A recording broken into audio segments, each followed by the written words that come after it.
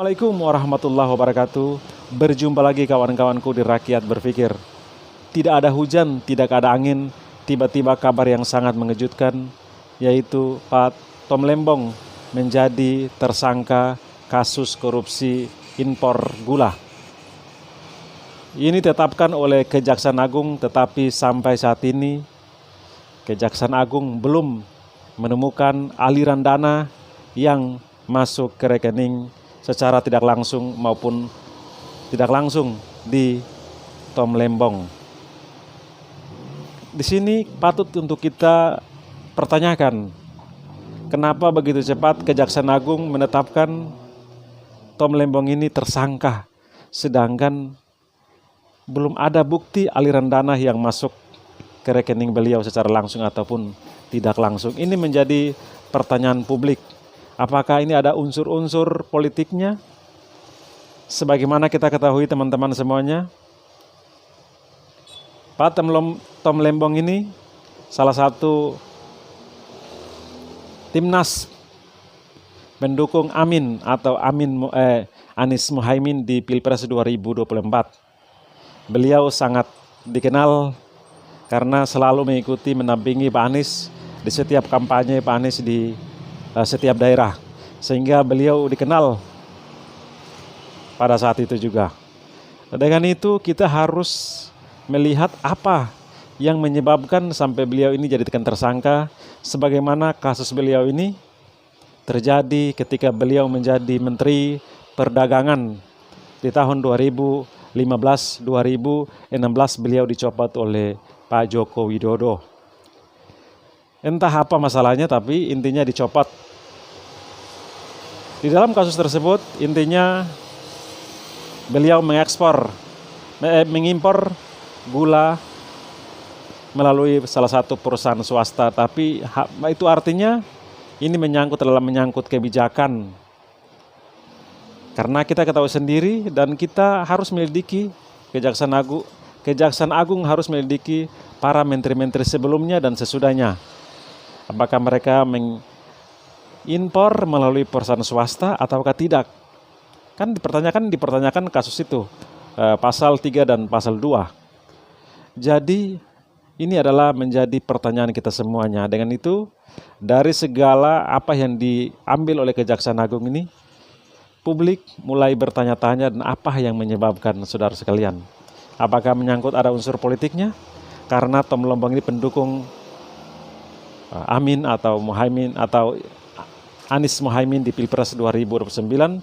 Sebagaimana kita ketahui, Pak Anies ini selalu dicegal baik di Pilpres, di Pilkup, bahkan boleh dikatakan di dalam mendirikan Partai Perubahan Indonesia ini bisa jadi bagian dari cawe-cawe Pak Joko Widodo atau Mulyono.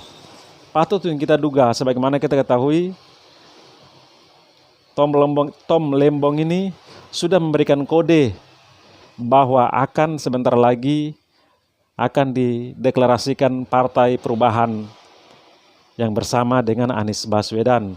Dan rencananya tanggal 10 November 2024 akan mendeklarasikan Partai Perubahan ini. Patut kita duga bahwa Tom Lembong ini adalah orang yang terdekat untuk mendirikan partai ini. Sehingga bisa jadi dengan langkah yang diambil ini, karena kasus ini diselidiki di tahun 2023 oleh Kejaksaan Agung di masa Pilpres, di masa Tom Lembong mendukung Anies Baswedan. Kejaksaan Agung mulai membuka kasus itu, dan sampai setelah selesai pemilihan presiden sampai penetapan presiden, Kejaksaan Agung baru membuka kasus ini bahwa beliau langsung dijadikan tersangka. Dipanggil langsung dijadikan tersangka karena sebagaimana kita ketahui tidak ada berita apapun, beliau menjadi dugaan langsung jadikan tersangka. Sehingga menjadi pertanyaan apakah ini menjadi unsur politik atau sengaja dikriminalkan sehingga berdampak pada partai politik yang akan dibuat atau didirikan bersama dengan Anies Baswedan, yaitu Partai Perubahan Indonesia. Dan juga dan tidak kalah penting teman-teman semuanya, bahwa yang mengatasnamakan Projo, yaitu intinya Pro Jokowi, mau merubah organisasi mereka atau relawan-relawan yang ada di seluruh Indonesia ini, Projo, untuk dijadikan partai politik, dan Pak Jokowi diisukan menjadi ketua umumnya. Sehingga patut untuk dicurigai dan dibaca dengan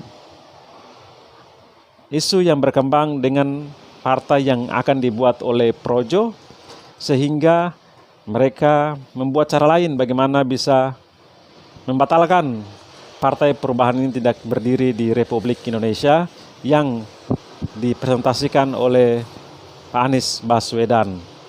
Patut untuk kita curigai kawan-kawanku semuanya, karena ini sungguh aneh, kasus yang cukup membingungkan, karena sampai saat ini belum ada aliran dana, karena ini menyangkut kebijakan.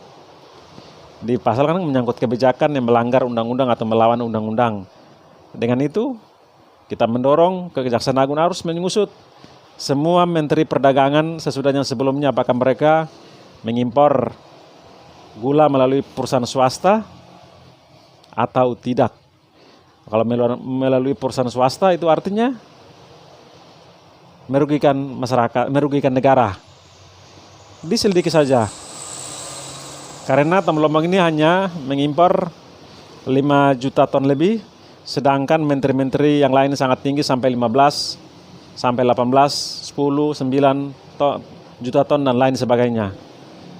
Dengan itu kasus yang seperti ini harus benar-benar selidiki, jangan sampai dikriminalkan menggunakan kekuasaan untuk melawan lawan politik dengan menggunakan lembaga-lembaga negara seperti Kejaksaan Agung dan lain sebagainya. Itu yang dikhawatirkan. Apabila Tom Lembong ini terbukti ada aliran dana, oke, silahkan diproses sebagaimana hukum yang berlaku, kita akan menghargai, karena korupsi harus diberantas. Apabila Tom Lembong terbukti, silahkan, tetapi kami akan bersuara apabila hukum ini dibuat-buat untuk menjerat seseorang atau melumpuhkan seseorang karena ada keinginan lain untuk membuat partai politik, atau menggagalkan orang lain untuk membuat partai politik. Jadi kawan-kawan semuanya, terus kita dampingi kasus ini sehingga hukum kita lebih baik lagi, tidak mudah dikotori oleh tangan-tangan kekuasaan yang tidak bertanggung jawab. Oke teman-teman semuanya yang saya hormati dan saya banggakan. Wassalamualaikum warahmatullahi wabarakatuh. Salam akal sehat.